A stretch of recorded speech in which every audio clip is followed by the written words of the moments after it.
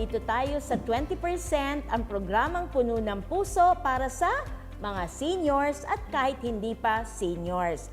At ngayon, kakaiba ang ating afternoon tea kasi ang kasama natin ay hindi mga seniors, pero may isang lola at kasama niya ang kanyang magandang apo. Walang iba kung hindi si Emmy and Azemi.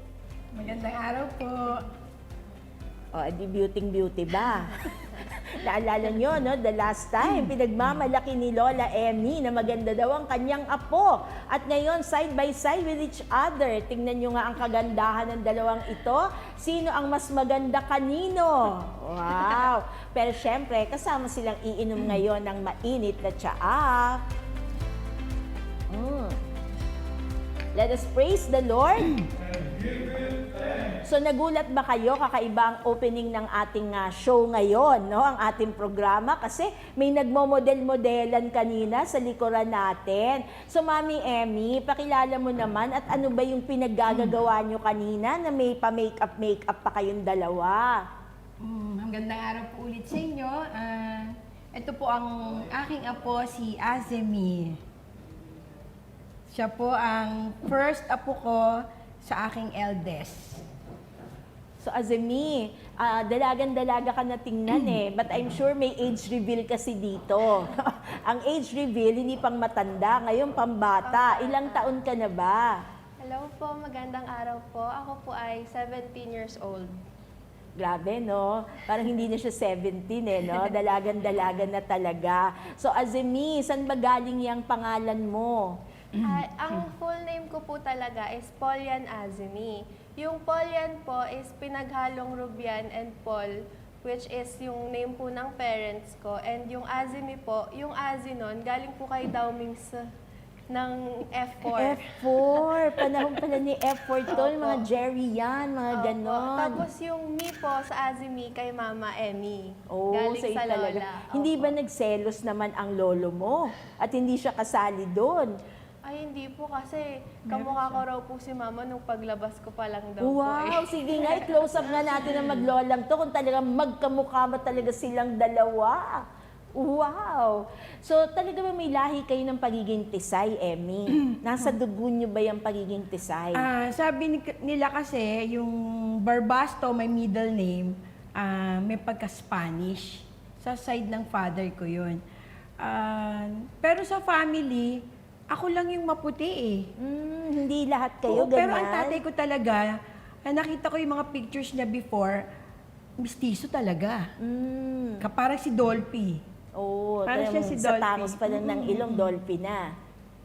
So dun mo namana yon. Yes. At mukhang ngayon, namana rin ni Azemi. So Azemi, yan talaga ang tawag nila sa'yo? Mahaba Opo. yung name mo eh. Opo, minsan po nagpapatawag po ko Azi para maikli lang po. Azi, hanggang dun lang, huwag yung dadagdagan. Azi, o, di ba? So, paano ba yan? Anong tawag mo kay Lola? Mamala po talaga, Mama na Lola, Mamala. Mamala. Opo. So, kombinasyon pala. So, mahigpit ba si Mamala? Naku, opo. Ako, time to reveal the real answer. Mahigpit? Opo. Parang kala ko chill-chill lang ang Mamala. Chill naman po talaga si Mama, pero may mga rules po, ganun. So, sino mas mahigpit? Si Mamala o yung lolo? Ay, parehas po. Parehas, Opo. match na match talaga Oo. sila. Ano mga pinagbabawal nila sa'yo? Siyempre, unang-una na po doon, bawal mag-boyfriend. Tsaka, Bawal lumabas. limitado lang po yung paglabas, ganyan. So may gimmick na ba? Gumigimmick na ba talaga? Ay, hindi po. Hindi. So pag Opo. lumalabas, saan ka lang pumupunta? May katabing mall po kasi yung bahay namin. Doon lang po, So, mga walking distance. Ang higpit ha, Opo. walking distance, pero may time Opo, limit may yon. time po. Let's say, 12 p.m. hanggang 5. Pag po medyo dumidilim na curfew na po yun. Bawal. Opo. So, bawal pala, parang Cinderella lang ang Opo, dating, pero mas ayun. matindi pa dahil 5 lang eh, no? Hindi abutin ng 12 midnight. Opo. So, yun lang ang mga rules niya. Ayun lang naman po. Tsaka mag-aral po ng mabuti. Yun. So, alin ang pinakaayaw mo sa mga rules ni Mama La? Hindi Siguro kayo napapagalitan ngayon. Siguro po yung bawal lumabas. Bawal Kasi lumabas. syempre po, as I grow older, dumadami po yung commitments ko. Tapos syempre, minsan kailangan po na malate umuwi. Lalo po, active din po ako sa church, minsan ginagabi po. Tapos may Wow. training din po ako sa sayaw, ganyan. So ang dami pa ng Member pinagkakaabalahan. siya kasi ng Antioch ngayon. Opo. Talagang Member po ako active siya ng doon. Antioch community. So mga youth yan. It's a youth Opo. group sa church ninyo, di ba? So Opo. batiin mo sila. Hello po sa Antioch community. So pagka nagjo-join ka nun, doon ka ba ginagabi? Opo. At yun ang kinakagalit? Opo. Talagang pinasusundan ko talaga siya sa dada niya. So, Tsaka, kasi kaya kahabulin kasi malapit lang eh. No? Walking distance din eh. At saka uso na yung messenger, so nag-video talaga siya. Nagsasend siya ng proof na nandun siya. Tama. So, walang lusot kasi may video na nga, video call na talaga. So, anyway, yan ang pinagkakabalahan mo, church. Tapos nabanggit mo, may dance training ka din. Opo. Ano naman yan? Sa school naman Opo, sa yan? school naman po siya. Oo, talagang busy ka nga, ha? Opo. So, dun sa dance na yon, ano ba yan? Modern, pop, ano ba? Maraming genre naman po yung ina-explore namin, pero mostly po hip-hop po ako. Hip-hop. Opo. So anyway, yung work mo naman, ano sinasabi mo na nagwo-work ka? So ano yung work na yon? Yung sa modeling naman po, kasi may mga kumukuha rin po sa akin na endorsements, mga photoshoot, runway, fashion show, mga ganun So po. yung model na yan, kagagawan ba yan ni Mama La? Siya ba ang support. nagdala sa'yo sa mga ganyan? Opo, support po sila. Kaya po kapag po may mga dumadating po sa akin na opportunity, sila po rin yung nag-go sa akin na, sige, samahan ka namin, ganyan po. So nung baby pa siya, talagang ramdam na ramdam mo yung pagkarga sa kanya. Kasi unang apo eh. Nung makita ko si Asimi sa nursery room pa lang, wala siyang name doon, name tag. Pero alam ko, siya yung akin, yung apo ko. Kasi ang unang-una nakita ko, napakatangos ng ilong. Inamar ka, ha? ang yabang talaga ng lola. Talagang ang tangos po ng ilong. Sabi ko, eto yung apo ko. So walang duda, Which is ha? correct. Talagang yung pala talaga. Kaya tuwan-tuwa ako, natawa ako yung nararamdaman mo talaga. So parang lola's girl ka pala Opo. talaga. So namana talaga. Sa ugali kaya, meron ba siyang namana sa'yo? Mas maingay ako sa kanya. Mas may, siya Kasi tahimik parang lang. nakuha yata yung pagkatahimik ng dada niya ng father niya. Pero sa akin siya, growing old talagang nung dating nakatira kami sa Pasita, sa Laguna, talagang ito talaga yung kahit nag-work ako, nagmamadali akong umuwi para dito sa batang to. Wow. Excited na excited. Pag nagba-brown out, kahit magdamag yata ako, magpaypay.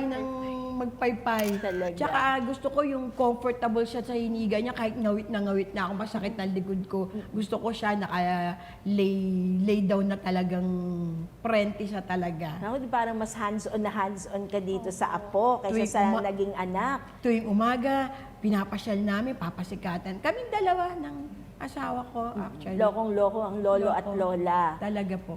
So anyway, paano ngayon na lumalaki na, nagdadalaga na? So okay lang sa inyo na nagmo-model siya? Okay lang, pero kasama kami lahat. Pag nag-model siya. Buong barangay pala Package kasama. deal kami. Basta meron siyang pinopromote or asahan mo, kasama kami buong pamilya, kompleto kami. Nandun kami, pinapanood namin siya, binabantayan namin siya. Hindi naman kami lumalapit doon, pero doon sa area, nandun din kami. Nakaabang lang kayo para kung ano nagbabaon kailangan. kami, kala mo magpipiknik kami doon. Nandun kami hanggang sa matapos siya. Pero saan nagsimula yon, yung modeling career mo?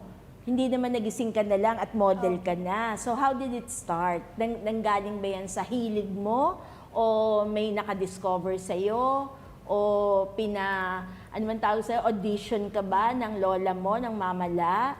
How did it start? Ako po kasi mahilig po ako mag-picture-picture, mag-TikTok, dahil nga po sumasayaw ako. Hanggang sa nagsimula po na may mga nagme-message na po sa akin na pwede raw po ba ako makuhang model ng ganito, ng ganyan, pwede raw po ba ako ma-photoshoot. So sa ganun po nagsimula hanggang sa nung nag-upload na po ako lalo ng mga picture ko from photoshoots. mas nakilala na rin po ako ng ibang designer, photographer, mga ganun po. So hilig mo na rin talaga. Opo. Pero nag-start lang muna, ang hilig talaga niya, yung dancing, nandun Opo. yung passion. But because of that, yun na nag-open ng door para mas makilala ka na dun sa mga modeling contracts mo. Opo. So nung nagsisimula na yon, hindi ka ba natakot na ma-expose masyado ang iyong apo? Nung una, talagang ano kami, observative, kung sino ba yung photographer na yan, legit ba yan? Talagang pinapatrace ko dun sa, total may alam naman to sa social media, tsaka yung tatay niya. O, tignan mo maigi yan, baka mamaya, tsaka pagpipicturean niya, kailangan nasa loob ka, wag mong iiwan yan. Kasi hindi natin alam kung anong gagawin dyan, baka matakot si Asimi, kung anong ginagawa sa kanya, hindi magsabi. Talagang, then dumating yung time na parang nagbibigay ng contract, kung GMA ba yun, or anong mga ba yun? Sorry to, May mga offers na, offers, kumbaga. ganon, or tapos, yan pala, may contract ng 5 years. 5 years is masyadong parang mahaba. So, ni-reject namin. Sabi namin, kasi tie-up nag-aaral pa siya, parang maraming do's and don'ts na maaapektuhan yung schooling niya. So, how did you take it? Hindi ka ba nagdamdam na anong nararamdaman mo na parang ang ganda ng opportunity na ito pero ayaw pa rin nila? Ako po, nagtiwala lang po talaga ako sa timing ni God kasi naisip ko lang po noon na baka may iba pa pong plano, baka hindi pa po ito yung para sa akin since ang bata ko pa po noon, this year pa lang po ako mag-18. So sabi ko, mag-aaral na lang ako. Tapos continue lang sa mga ginagawa ko po since may mga opportunities pa rin naman po na dadating. Ganda naman. Let us praise the Lord. So, kita mo naman sa kanyang panuntunan sa buhay, no? Meron ka talagang trust in God. So, kahit na maganda yung opportunity, hindi lang basta sinusunggaban, kung hindi, alam mo na ang Diyos may plano para sa iyo. Kasi minsan yan ang conflict ng lolos and lolas sa mga apo.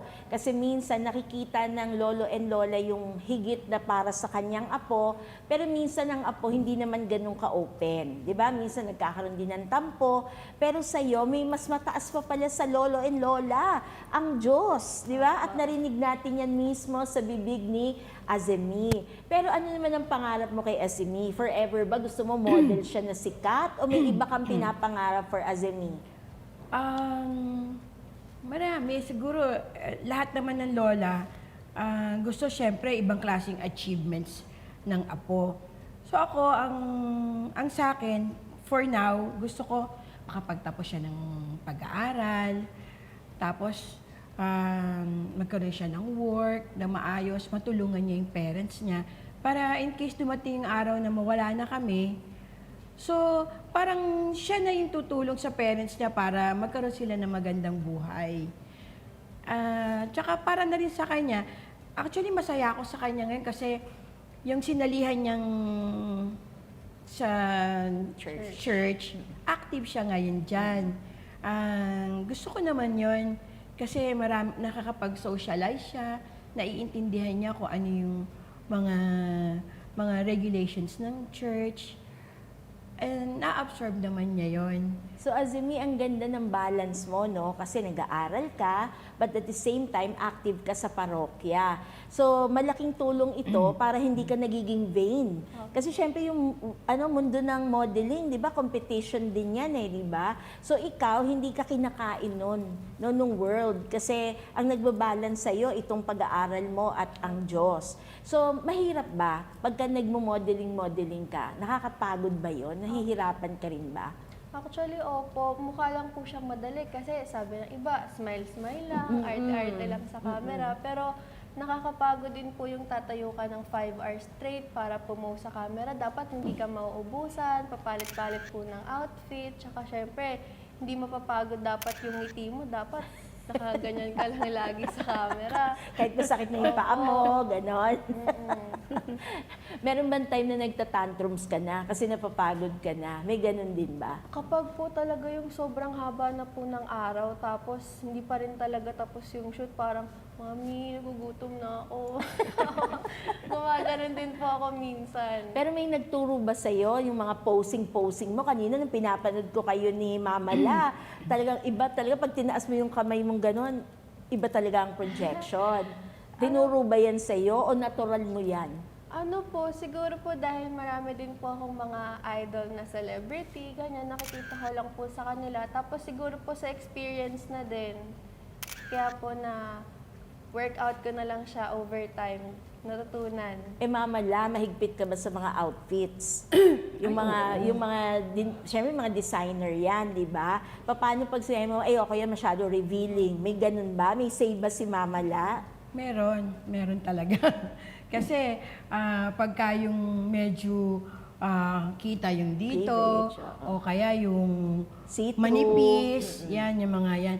Oh, ba't ganyan? Ba't ganyan? Yung short mo, ang iksi-iksi, ganito, ganyan.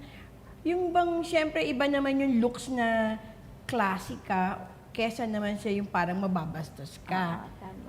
Mga very revealing. Diba? So at least napoprotect ka nila, nag-guide ka nila. Pero Azimi, di alam na natin, no, mahigpit si Mama La at yung lolo. Paano yung mommy and daddy? Ano naman ang role nila?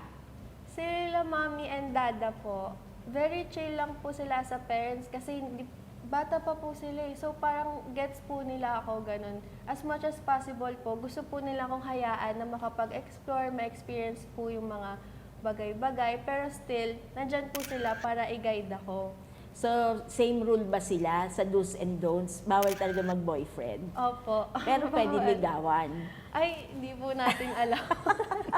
Wala pa ba nag-attempt? Wala pa bang formally na nag-attempt na nagpaalam at pagsabing, pwede na bang manligaw? Wala. po Wala. eh. Ganun yata eh. May kumakase. Parang nagko-kung fu fighter ka na eh, no? Nag-uumpisa pa lang talaga. Ano naman ang dream mo, Azimi? More than the modeling, more than the career, ano yung long-term plan mo? Ako po, gusto ko po talagang makapag-college. Sa ngayon po kasi, ang gusto ko po is mag-tourism. Opo. Para po soon makapag-flight attendant. Wow. Yes. Eh sa height na height pa lang, pasado Opo. ka na, no? Eh tatangkad ka pa kasi 17 ka pa lang eh. And you want to travel the world. Yes. Actually po, ang gusto ko talaga is mag-pilot po, commercial pilot. Kaso napakasakit po nun sa bulsa. Ah, okay. Ayun po. So, tourism, at least nasa aeroplano pa rin po.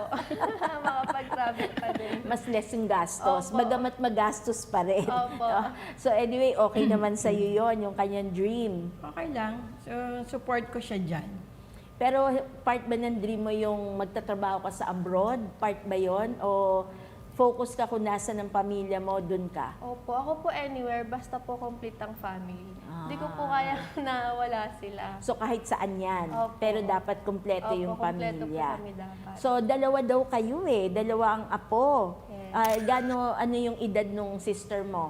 7 pa lang po siya, 10 years po yung age gap namin. Naku, parang baby mo Opo, yon. mabul pa po sila mami. Opo. Di pampered yung bunsong apo. At saka hindi na magsiselo si Habi na pinangalan si Azimi sa akin. Oo. Kasi yung second, Asidel. Pangalan naman niya, Azi and Rodel. Kombinasyon din. Kaya ano na kami, quits na kami. Hindi siya magtatampo. Kanya na yung pangalawa. Match na match talaga. So ano yon? Sumusunod ba siya sa mga yapak mo na nakikimodel din siya? Opo, actually sinasama ko po siya sa mga photoshoots Oh. ko. Nagsasuot din po siya ng mga gown, ng mga Talaga? costume. So siya naman yung younger version. Opo, Kaya nang sa nakakatuwa. kanya mga Disney princess na uso Opo. sa kanya eh, no? So kumusta naman yung beauty tips? Ano naman yung mga beauty tips? Hina-hand over mo ba sa kanya yung mga beauty tips para ma-maintain ang beauty? O mas marunong na siya sa'yo ngayon? Mas marunong na. Pero basta ang sabi ko sa kanya, lahat ng personal na ginagamit niya, ayoko ginagamit ng iba. Kasi minsan magpapamakeup sa kanya. Let's say, yung mga ibang friends niya. Oo. Gamit sila ng ibang, wag yung kay Asimi. Tama. Talagang mahigpit ako sa ganun kahit sa clothing or ano. Kasi sa mga bata, okay lang yun eh. Sa kanila, wala yun. Tsaka ang lagi pong reminder sa akin ni Mama, kapag po nag-makeup ako, ipagpahinga ko rin po yung face ko the next day, ganon. Ayoko yung laging may makeup. Mm-mm. Kasi kahit di siya mag-makeup, maganda naman siya. Wow, lola talaga eh, no? Lola Mayabang talaga. talaga ng lola. Aminado naman ako mayabang si lola. Dapat pala meron ditong before and after. Di para makeover eh, no? So, tuwing kailan ka ba talaga nagwe-wear ng makeup? Meron po kasi akong look na pang everyday lang, let's say lipstick lang po, para lang may buhay yung mukha, hindi po pale. Tsaka yung heavy makeup po, kapag po may occasions lang talaga. Pero on an ordinary day, hindi naman. Opo, Hindi yung light naman. lang po, para lang ma-enhance. So ano, ikaw maganda ka ngayon kasi syempre nasa broadcast tayo, di ba? Pero on an ordinary day, ano ba siya? Mukhang model talaga siya? O regular teenager? Yung regular teenager. So hindi mo mahuhulaan na ito nagmamodel-model, hindi ganon? Hindi, kasi, hindi actually mapapansin mo talaga. Kasi pag nasa mall kami, kay may makeup kay wala, napapa-second look sila eh. Talaga. Kala ko nga ako yung tinitignan eh. Nalimutan ko, katabi ko pala si Asimi. Yung Siya mama pala la ang yun. bitter. Si mama la ang bitter. Si Asimi pala yung tinitignan, hindi ako. So Azumi, ikaw nako-conscious ka ba pag yung people are staring at you?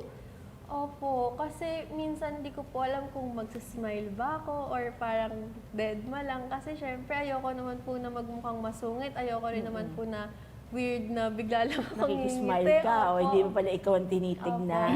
Pero bilang tao, hindi ka suplada. Ay, hindi po. Talaga ano ka naman, accommodating. Opo, hindi naman po kasi ako pinalaki nila mama, nila mami na gano'n. Very friendly, outgoing, ganyan. So, ibig sabihin nakatapak sa lupa ang kanyang mga paa. So, bawal ba mag-inarte ang Azumi? Bawal. Bawal. Kung ano ka, yun ka. Paano pag inuutusan ng mami? Ay, Nauutusan ba o bawal utusan? Si wait yan eh, wait. hindi, pag po kay mami, talagang sumusunod ako kay mami. Mas takot ka kay mami Oo, kaysa kapag- kay mama la. Kapag po kasi na kay mama ko, ayaw po ni mama na pinapakilos ako sa bahay. Talagang, hindi, umiga ka lang dyan. Naku, Pag-aanda ito kitang pala pagkain. naging spoil eh, no? Oo, pero po Pero kasi... pag sa bahay nyo. Opo, pag po kila mami, hati po talaga kami sa gawain. Kung si mami maghuhugas, ako magluluto, siya maglalaba, ako magtitiklop, mga ganun. Sa akin hindi. Aminado ko dyan. Lahat ng, silang parehas ni Asidel, gusto ko, ihahain ko na lang sa kanila. Ako na dyan, may gagawin siya sa lalaban niya yung rubber shoes niya. Or ako na Asimi. Or may kukunin siya o lulutuin niya tong spam niya o ano. Ako na Asimi. So talagang Pero sa mami niya, inutusan Hindi pwede. talaga sila. Baba mo yung ng core, ano. Ganon. Pero ako hindi. Lahat ako sa kanila.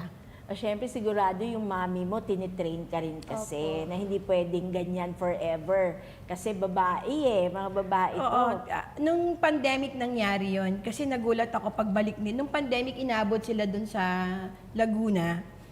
Pagbalik ni Asimi, ganyan na siya. Gising siya, siya magluluto ng breakfast niya, nagpe-prepare ng panligo niya. Which is dati, hindi naman. Kaya nagulat ako. So siguro, nasa isip ko na, tinuruan siya ni Rubian doon. Pinabayaan siyang kumilos doon.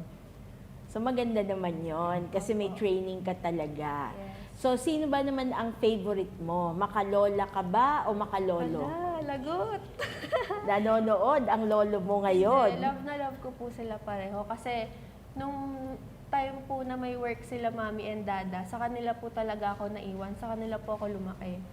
So, love ko po sila parehas. Talaga palang nagsama kayo sa isang bubong talaga. Opo. Kasi normally, no, lolos and lolas, minsan weekends lang eh, di ba? Opo. Ganon, yung dadali ng mga apo sa lolos and lolas. Pero kayo, you had that chance. Yes. So, hindi naman kayo nagkaroon ng, yung COVID scare. Di ba, nung COVID, hindi naman kayo, di ba, magkahiwalay kayo eh. Nagkaroon ba kayo ng mga anxiety, ganon? Nagkaroon. Kasi before, during COVID, wala sila sa amin. Doon sila inabot. So, syempre, namimiss mo sila. Tapos, gagawa kami ng paraan ni Val na magpunta doon. As in, hingi pa kami ng mga permit. Oo. Kasi, syempre, Lockdown nun eh. Oo, pupunta kami doon, maglalagay kami sa sasakyan namin ng, magdadala kami ng, kunyari, ng food packs, gano'n. Kung ano-ano na talaga dinadahilan namin just to see them. Syempre, kamusta na ba? Ang tagal din nun, di ba?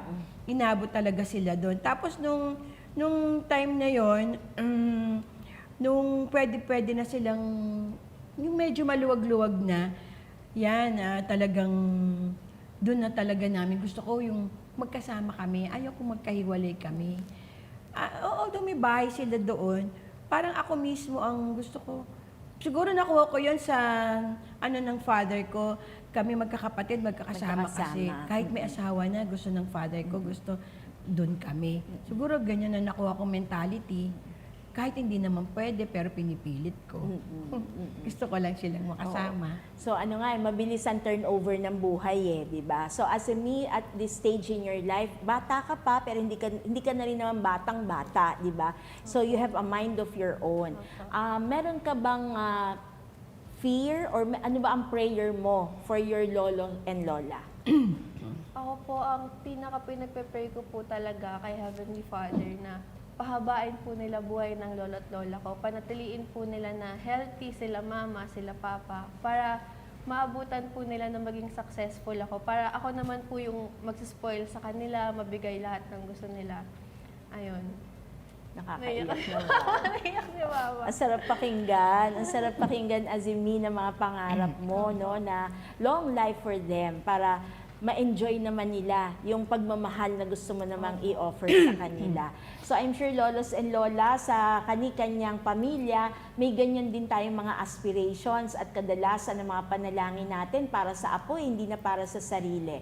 Pero ngayon narinig natin na isang apo na ang pangarap naman niya para sa kanyang lolo at lola, para ma-enjoy naman daw yung kanyang inaalay na pagmamahal.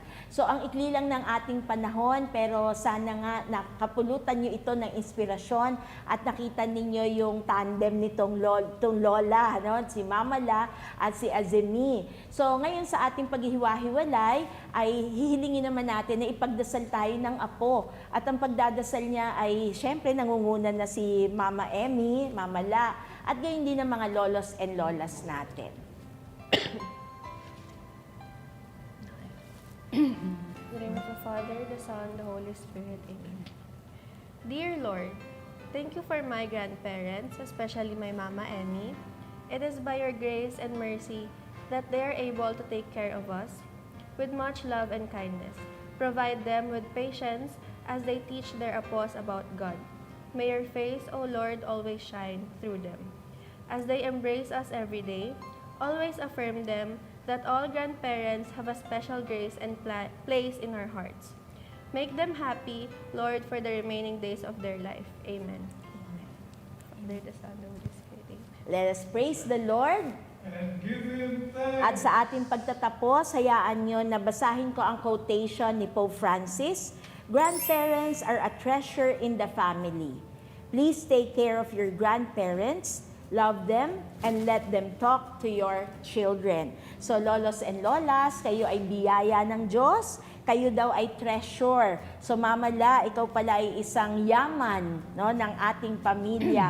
At na-attest naman yan ni Azemi sa'yo. So, lolas and lolas, hindi pa tayo tapos. May susunod pa tayong Lunes. Tayo'y magsama-sama. Dito pa rin sa ating 20% ang programang Puno ng Puso para sa mga seniors.